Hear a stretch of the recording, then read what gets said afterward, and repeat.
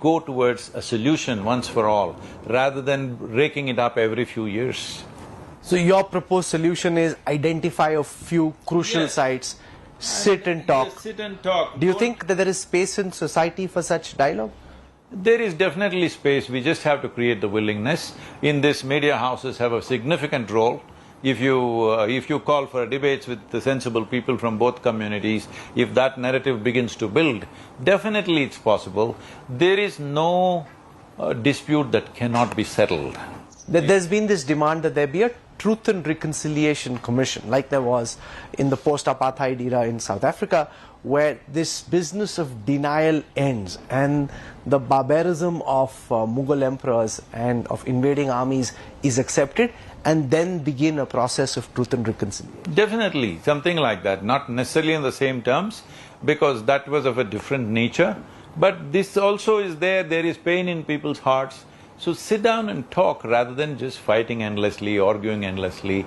First of all, those who are in active politics should be kept out of these things, because this should not be made into a political mileage or a political capital for anybody. But for the conversation in the country should move beyond communities and come to the nation.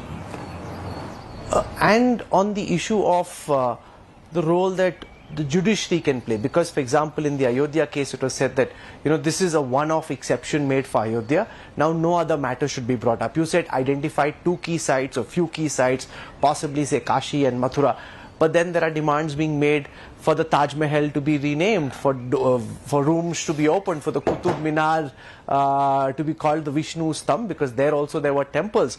So if here in your proposed solution is, how do you know it will end at 2? No, the nature of India is there were temples in every street, in every place, all right? This is the nature of the country.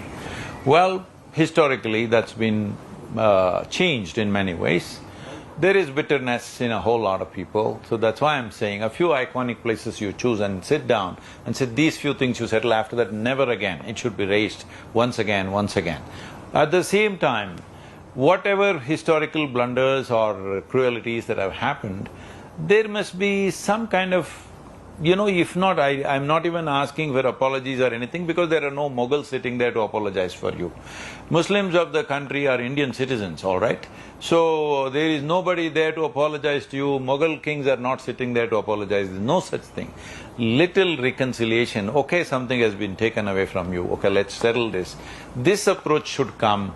Above all, we must settle these things quickly if you want nation to move ahead. And anyway, even if you want to build a temple or a mosque, you need soil. So let's talk soil, Rahul. Yeah, sure. No, of course, we spoke about soil at length in the beginning. I also, I'm curious to know your ideas on this big South versus North contestation on the language war. It started with a Bollywood star demanding that Hindi be pushed, and then there was a big pushback from Southern stars. Your idea on… the nation was formed in a certain way.